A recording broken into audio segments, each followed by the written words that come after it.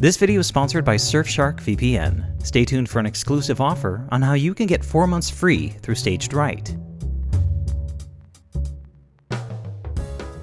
It feels like the Wicked movie has been coming out for forever now, and I'm not just talking about those who've been waiting 20 years. With the film's long production period, drama behind the scenes, and one of the most over-the-top marketing campaigns I've seen in years, I was starting to wonder if I was already over this movie before it came out. Then, when I managed to get tickets for an advanced screening in Toronto, I was pleasantly surprised at just how excited I still was to see the Wicked movie. And now that I've seen it, I have a lot to say. Along with my thoughts about the movie, I'm going to be talking about the long road bringing Wicked to the big screen, how I feel it compares to the stage show, and whether Jon M. Chu's take on Wicked was worth the long wait. Before we get started, if you're new to Staged Right and want to see more content like this, don't forget to like this video and subscribe to the channel. Also, I'm very happy to share that today's video is sponsored by Surfshark VPN. When I'm doing research for these episodes, I like to get my hands on anything I can find. For instance, for my episode exploring the politics of Wicked, I wanted to watch the PBS documentary American Oz on YouTube, but living in Canada, it wasn't available to stream for me here. But with Surfshark, I was able to connect to a server in the States and watch the documentary from the comfort of my own home. With a membership to Surfshark VPN, you can safely and privately link to servers around the world by connecting to a new IP without any worry about malware or third parties collecting your personal information. Surfshark encrypts all of your data between the device and the internet, and its clean web feature blocks ads on all websites or apps that you visit. Whether I'm doing research for the channel or just want to watch a movie with my partner, this is a valuable and safe tool in expanding my viewing options online. Try Surfshark out yourself today. Go to surfshark.com/stagedright for 4 extra months of Surfshark at an unbeatable price.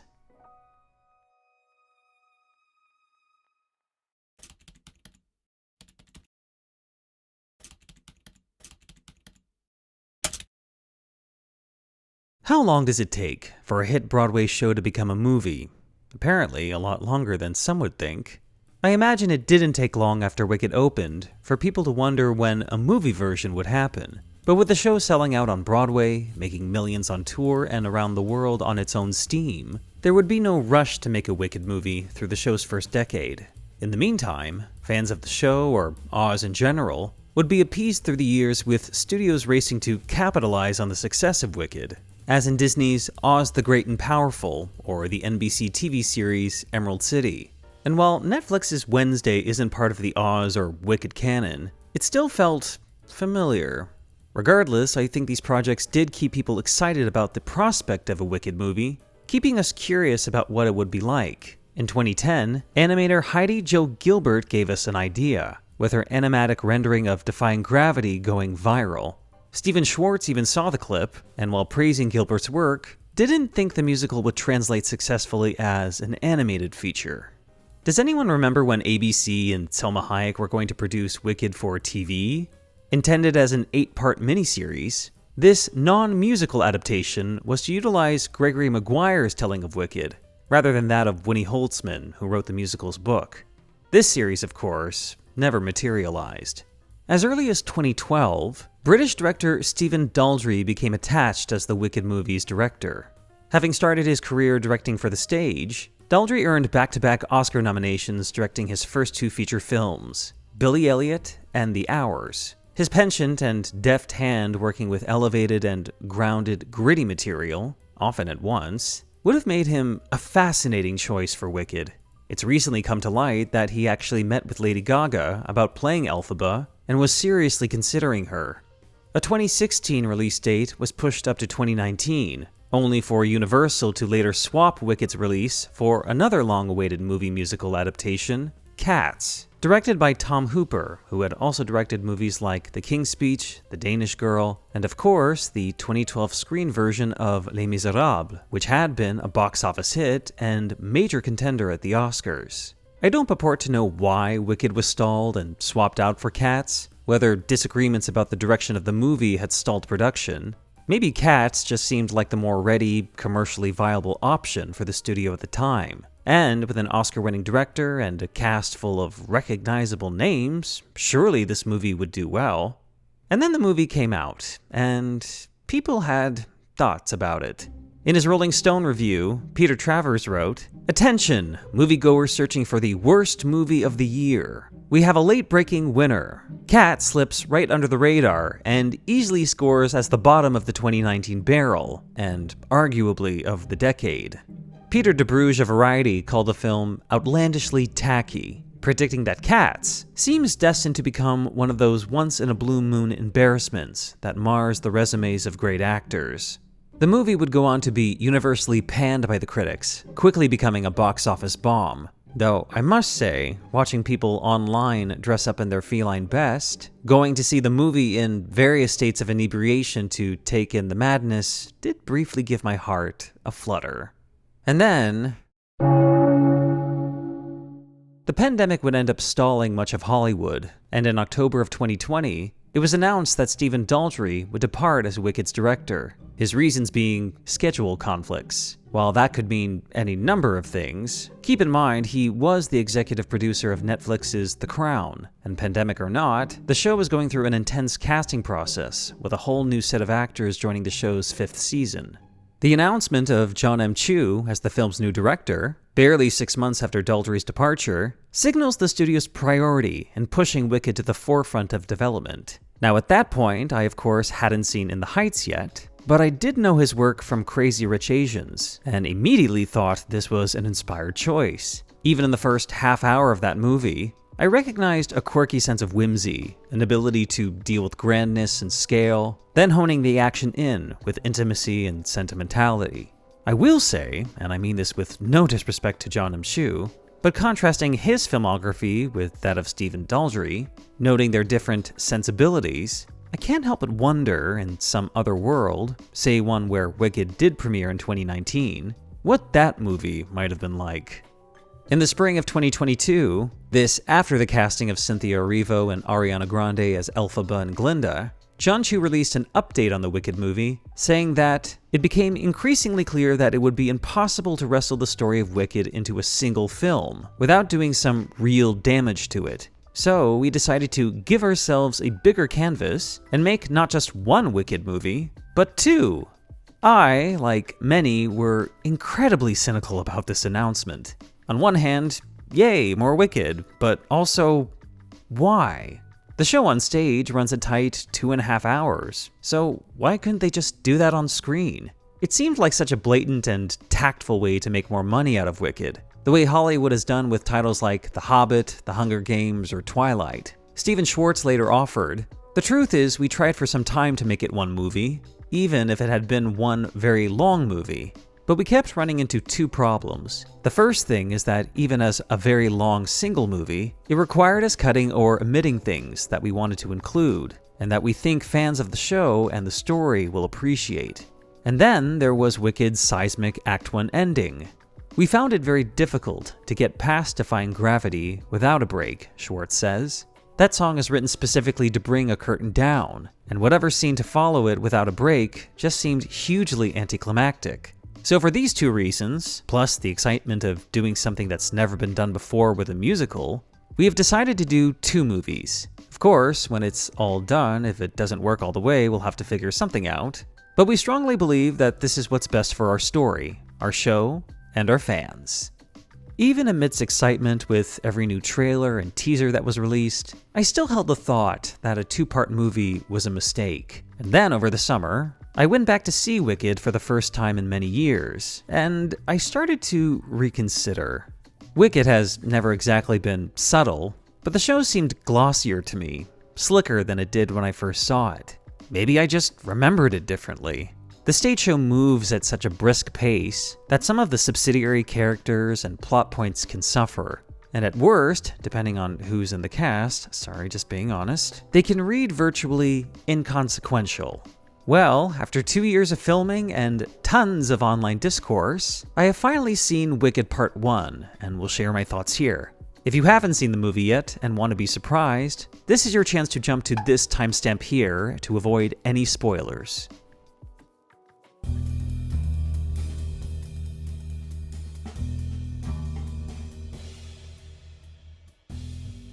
I think the best thing that Jon Chu and everyone involved in this movie have done is pay homage to the stage show without trying to replicate it beat by beat. There are still tons of familiar moments. The scene leading into Popular, for instance, is almost verbatim from the original script, but a new or revised line, a gesture from an actor, or lingering close-up during an exchange gives a freshness to these scenes that makes you feel like you're experiencing this story for the first time. What comes across is Jon Chu's love of Wicked and wanting to maintain the spirit of the stage production. What also comes across is Chu's love of movies, and along with cinematographer Alice Brooks, there are references and nods to directors like Brian De Palma, Barry Levinson, and Steven Spielberg, making Wicked unique amongst most movie musicals. Capturing the show's brisk pace, Jon Chu and Alice Brooks really keep the camera moving through Wicked's musical numbers. And I actually want to mention choreographer Christopher Scott, whose contemporary work emulates Wayne Cilento's choreography without ever imitating it. Ensemble numbers like What Is This Feeling and Dancing Through Life have a percussive, almost tribal feel, and the movie's sound department captures every clap, stomp, and slide to give these numbers a surprisingly live feel. Speaking of live, when I said I was going to be making this video, several people asked my opinion about Wicked's use of live singing. I think actors singing live in movies has developed, let's say, an ambivalent reputation.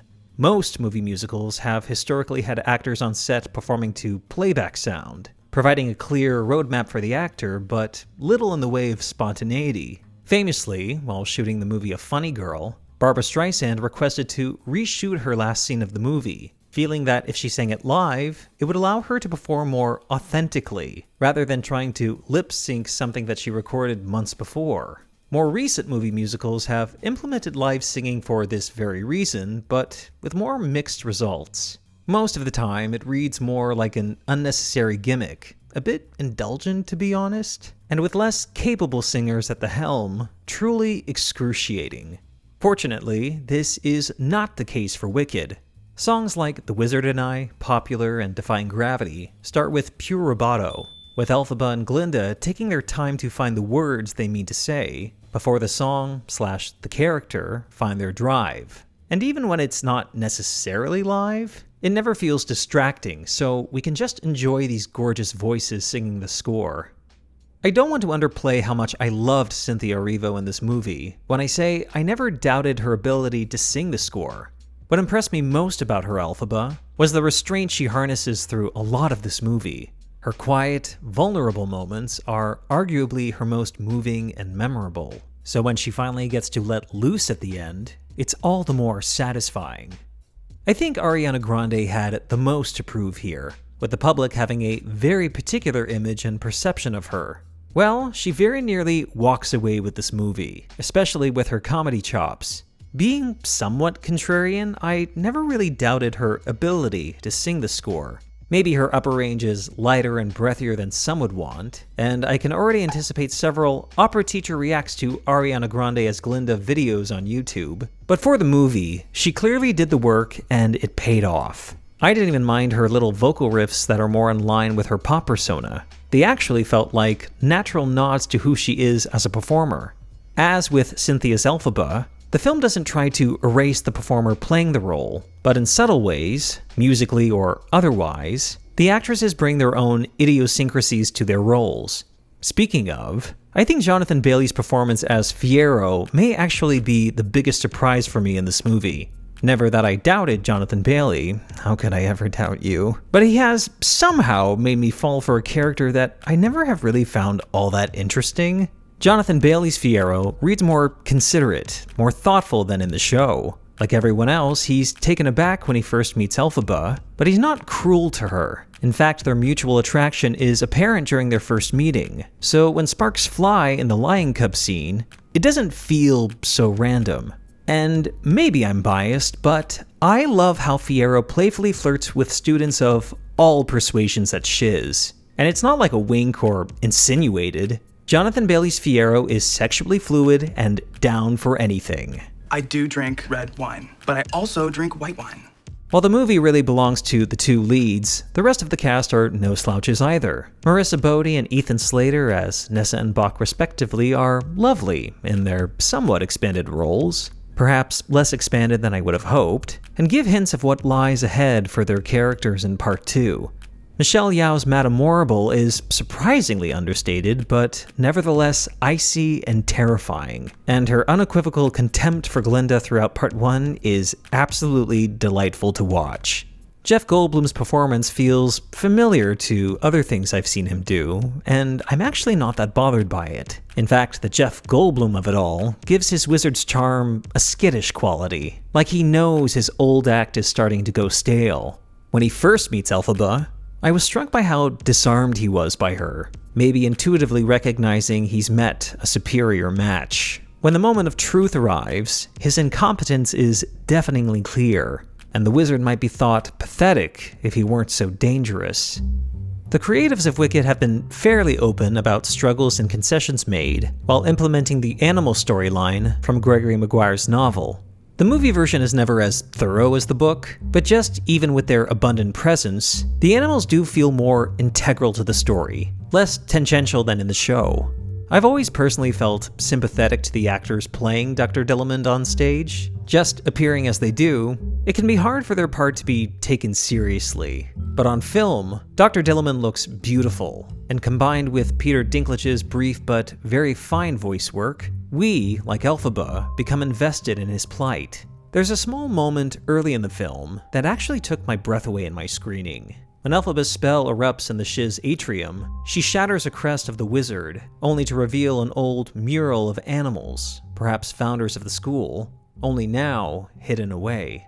It actually took this movie for me to notice that, as in the stage production, there is not one animal amidst the student body at Shiz, and before the end of this movie, none will remain on the faculty. I think the brown uniformed guards taking Dr. Dillamond away evokes a very clear historical parallel.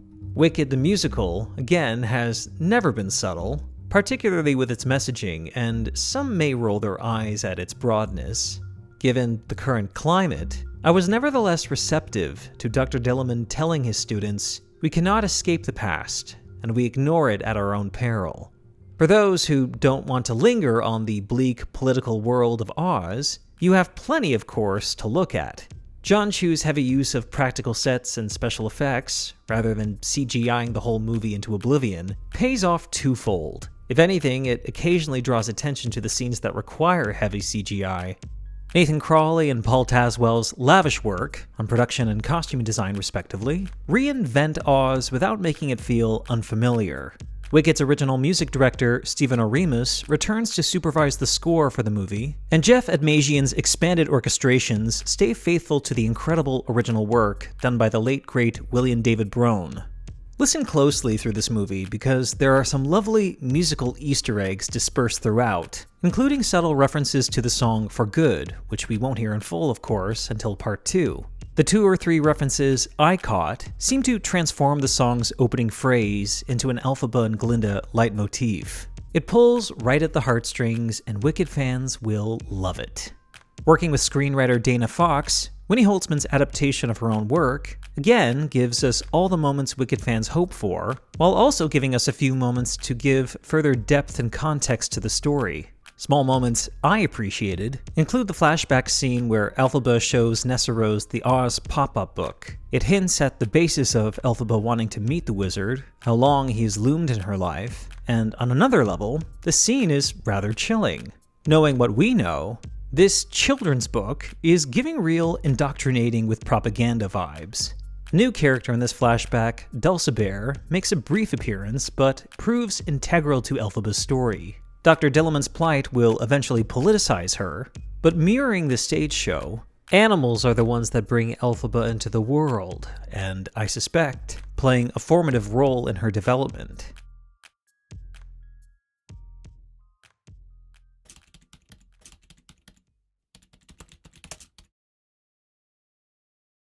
So, addressing my early doubts about a 2-part Wicked movie, now having seen it, I can confidently say that splitting the 2 was an unusual and very smart choice.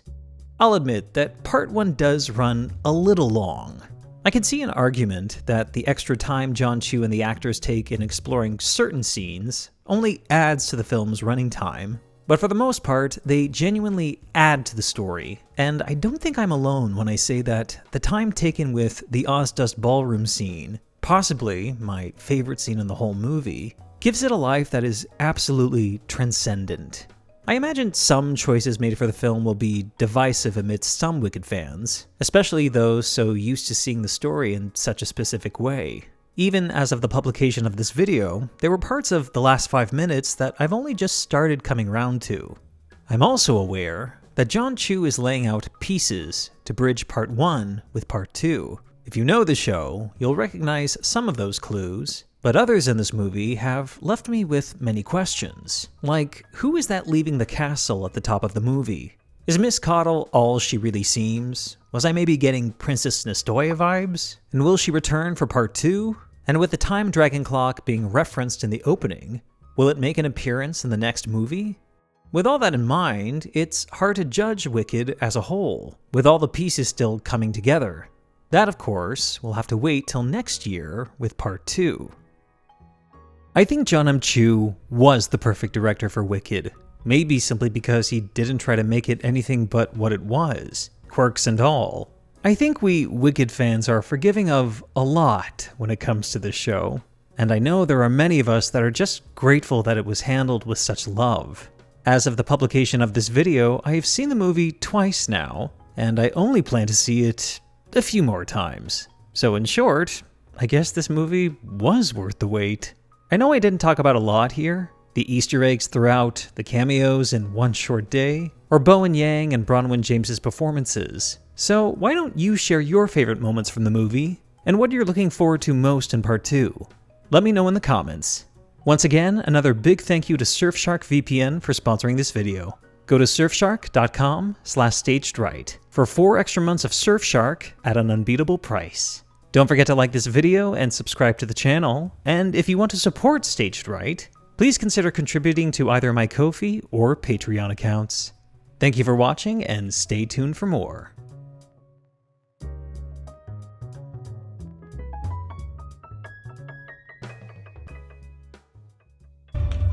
Hey, ladies, remember, this is not a sing-along. This is not a sing-along. I'm here to hear Cynthia and Ariana sing, not you.